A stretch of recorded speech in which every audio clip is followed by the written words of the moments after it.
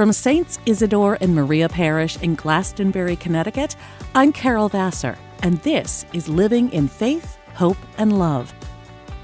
Each week, our pastor, Father Mark Sislenko, delves into Scripture, shares insights from the saints, prophets, and theologians, and discusses practical ways to cultivate faith, strengthen hope, and embody love in the world around us. Through his reflections and spiritual encouragement, this podcast aims to inspire you to live your Catholic faith with joy and purpose. Welcome. Lazarus, come out. This was the command that Jesus gave at the tomb of his close friend in John chapter 11, verse 43. And wouldn't you know, Lazarus, pronounced dead 4 days earlier, emerges from the tomb alive, still in his burial clothes, a miracle at the behest of Jesus and a foreshadowing of his resurrection.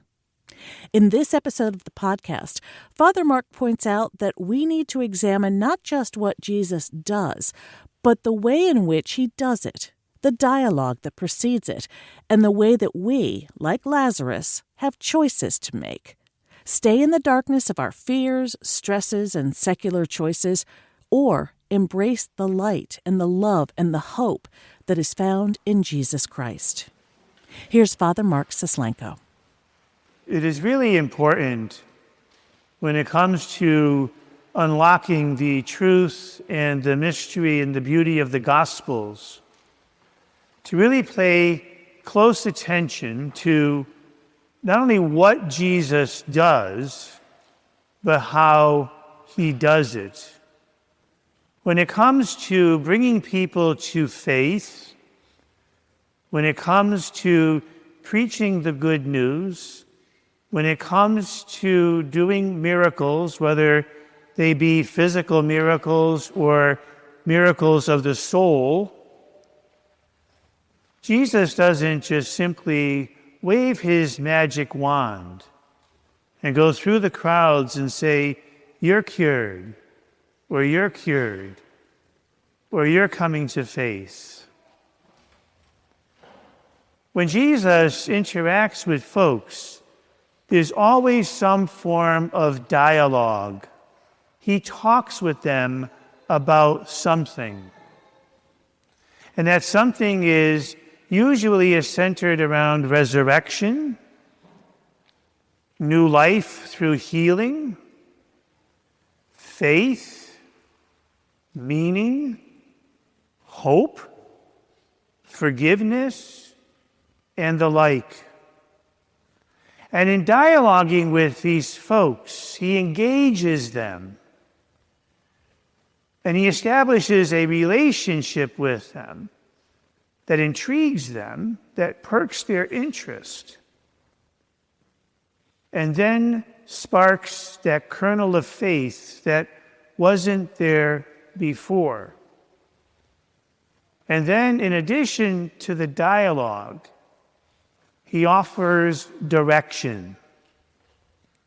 Go and sin no more. I'm coming to your house for dinner. Be cleaned. Go. Your faith has saved you. Come out. Come out. So in capturing people's attention and dialoguing with them, bringing them to a new place of awareness, Jesus then offers them direction. So it's more than just conversion, more than just a cure, more than just resurrection from the dead. There's much more at stake here in how Jesus preaches and delivers the message of the good news. Come out. Now, all of us have some kind of a relationship with Jesus, otherwise we wouldn't be here today. Or maybe we're looking to have a relationship with Jesus, but don't know quite how to get that going. Well, for you and I, it kind of happens in the same way. we live our human journeys and we go about the business of our human lives. At some point, perhaps, we find ourselves wondering if this is all there is. Maybe we're not feeling 100% in sync with things. Something is missing. We're yearning for something more. Or maybe life is bringing us some questions that the secular world can't answer. For example, is this all there is? Or is there more? And then we begin to listen to the message of the Gospels. We listen to the sacraments of the church. Or maybe we're feeling a stirring within us, which really is the voice of God bringing us to a deeper level of awareness that's engaging us, that's dialoguing with us, that's helping us come to grips with what we're seeking and what we really need. And then we look at our lives. And a lot of times we're stuck. We're stuck. And we know that we're stuck. And maybe we're stuck because of our job, our careers, and the pressures that come with that particular commitment. Maybe we're captivated by our fears of the unknown, fear of failure, fear of someone finding out the truth. Sometimes just simple stress and anxiety can cripple us. Competition can cripple us. Being too engaged in the ways of the secular world can weigh us down and ensnare us.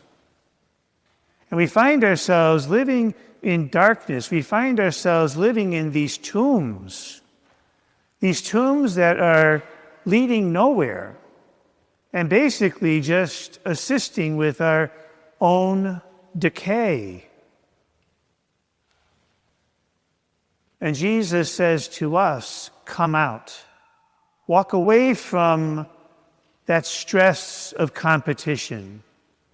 Walk away from the voices of the secular world. Don't get so captivated by your fears so that they weigh you down and cripple you. Don't worry about the truth. Don't worry about your past. There is hope, and there is new life, and there is resurrection, and there is more. But come out, believe in me, and allow me to change you. We all have choices. Lazarus had a choice. He didn't have to listen to Jesus. He could have stayed within the darkness and the decay of the tomb. You and I have that same choice. We can stay in the darkness and decay of our fears and our anxieties and our worries and the dead ends of the secular world, or we can come out and truly delve into the joys of the good news, into the beauty of the gospel, and realize that in all things, even in those that seem to have a dead end, there is always hope, there is always life, there is always the true understanding of love and the need for faith. That's why the words of the gospel are called good news, because they have that ability to transform and change us. Father Mark Sislenko is the pastor of Saints Isidore and Maria Parish in Glastonbury, Connecticut. If you like what you've heard today, subscribe to Living in Faith, Hope, and Love on your favorite podcast app, and take a moment to leave a review. Saints Isidore and Maria is an active parish community, so whether you're a longtime parishioner or just getting to know us through this podcast, we welcome you to join us at Masses or any of our other community events and services. Visit our parish website, isidoreandmaria.org, for our full schedule of happenings.